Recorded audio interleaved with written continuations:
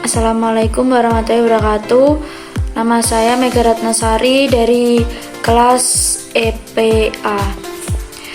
Halo semuanya, pada kesempatan kali ini saya akan membawakan sebuah analisis mendalam mengenai proyek Hambalang, sebuah proyek yang besar yang direncanakan sebagai pusat pelatihan olahraga nasional, namun berakhir mangkrak dan menyisakan kerugian negara yang besar. Kita akan membahasnya melalui perspektif aliran institusional untuk memahami bagaimana sistem dalam birokrasi bisa mempengaruhi kegagalan proyek secara menyeluruh. Latar belakang dari proyek Hambalang yaitu secara resmi disebut P3SON atau secara resmi pemerintah untuk membangun pusat pelatihan olahraga nasional yang lengkap, modern dan terintegrasi di daerah Hambalang, Bogor, Jawa Barat. Namun dalam pelaksanaannya, proyek ini justru menjadi contoh nyata dari betapa rentannya sistem proyek pemerintahan terhadap penyimpangan menurut Badan Pemerintahan Keuangan. Kerugian negara akibat proyek ini mencapai 463 miliar, bahkan secara keseluruhan kontraknya mencapai 2,575 triliun. Namun yang menarik dari kegagalannya tidak hanya disebabkan oleh masalah teknis di lapangan sebagai kontur tanah atau desain bangunan, tetapi juga sistem kelembagaan yang lemah. Dan inilah yang kita kupas dan analisis. Tujuan dari analisis ini yaitu satu, untuk mengidentifikasi dan mengkaji faktor-faktor utama penyebab kegagalan proyek Hambalang. Yang kedua yaitu menganalisis bagaimana formal atau norma kerja dan cara berpikir dalam birokrasi mempengaruhi jalannya proyek berdasarkan aliran institusional. Dengan melihat 3 pilar institusional, kita bisa mengetahui apakah masalahnya ada di tataran regulasi, nilai budaya, atau cara berpikir para aktor birokrasi.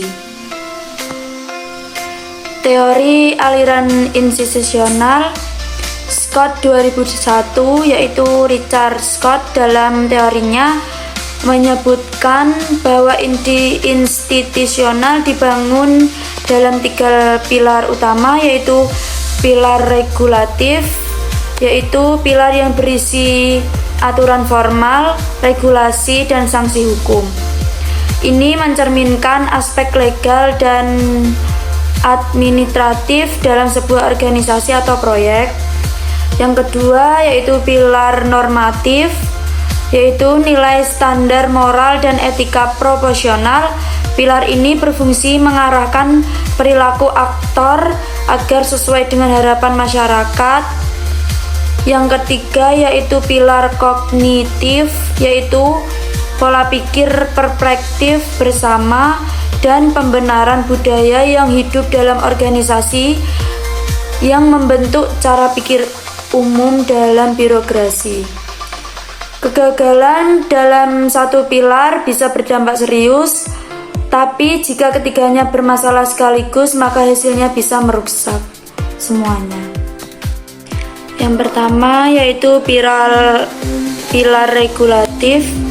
Temuan pertama yang kita bahas yaitu masalah besar yang ditemukan pada aspek formal dan perizinan. Proyek disetujui sebagai kontrak multi-year senilai 2,575 triliun tanpa adanya dokumentasi pendukung lengkap seperti dokumen AMDAL dan studi geoteknik. Proses pencairan dana tetap dilakukan pada 2010 dan 2011 dengan nilai 471 miliar, meskipun proyek belum memiliki landasan administratif yang sah. Hal ini menyalahi regulasi dan memperlihatkan bahwa proses persetujuan proyek di tingkat kementerian dan DPR tidak berjalan sebagaimana semestinya. BPK mencatat adanya potensi kerugian negara hingga 463,67 miliar. Ini menandakan adanya pembiaran dan pelanggaran sistematis terhadap aturan. Yang kedua yaitu pilar normatif yang berkaitan dengan nilai dan etika. Proses pelelangan proyek terindikasi tidak sah dan penuh manipulasi. Sejumlah kontrak diberikan kepada pihak yang tidak memenuhi syarat dan tanpa proses tender terbuka yang adil. Beberapa subkontrak bahkan tidak memiliki dasar hukum dan izin resmi tetapi tetap dijalankan. Dan juga di lingkungan birokrasi fokus bukan lagi pada kualitas dan manfaat proyek, lebih kepada penerapan anggaran. Ini menunjukkan pergeseran orientasi dari pelayanan publik ke sekadar memenuhi target anggaran. Nilai-nilai profesionalisme dan tanggung jawab terhadap kepentingan publik mulai luntur di tengah budaya birokrasi yang primitif. Pilar yang ketiga yaitu pilar kognitif.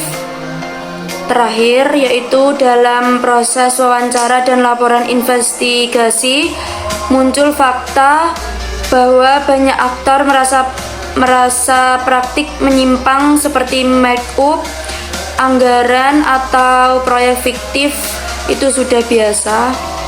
Kalimat seperti yang penting proyek jalan dulu atau nanti bisa dibereskan belakangan menjadi semacam pembenaran sosial di kalangan pelaksanaan proyek.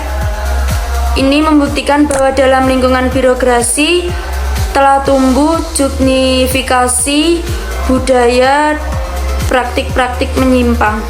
Pilar kognitif ini sangat berbahaya karena membentuk semacam normal baru yang sebetulnya menyimpang tetapi diterima karena sudah menjadi kebiasaan. Data dari proyek Hambalang yaitu pada tahun 2009 anggaran awal yaitu 125 miliar, 2010 tambahan 150 miliar melalui APBN perubahan dengan realisasi 253,7 miliar. 2011 ditambah lagi 400 miliar untuk fisik dan 500 miliar untuk alat-alat. Total kontrak multi-years mencapai 2,575 triliun. Dana yang dicairkan selama 2010 hingga 2011 mencapai 471 miliar hingga proyek dihentikan. Baru sekitar 50% fisik bangunan yang selesai. Kesimpulannya yaitu dari temuan-temuan tadi kita bisa menyimpulkan bahwa kegagalan proyek Hambalang bukanlah semata-mata masalah infrastruktur atau teknis bangunan. Tapi lebih dalam dari itu adalah disfungsi sistem kelembagaan secara menyeluruh yang melibatkan 1. Pelanggaran aturan formal dan perizinan atau pilar regulatif. 2. Budaya kerja yang permisif dan tidak akuntabel yaitu pilar normatif. Dan yang ketiga yaitu pola pikir kolektif yang melegitimasi penyimpangan pilar kognitif. Ketika ketiga pilar ini rapuh, maka kegagalan bukan hanya mungkin terjadi tapi nyaris tak terhindarkan.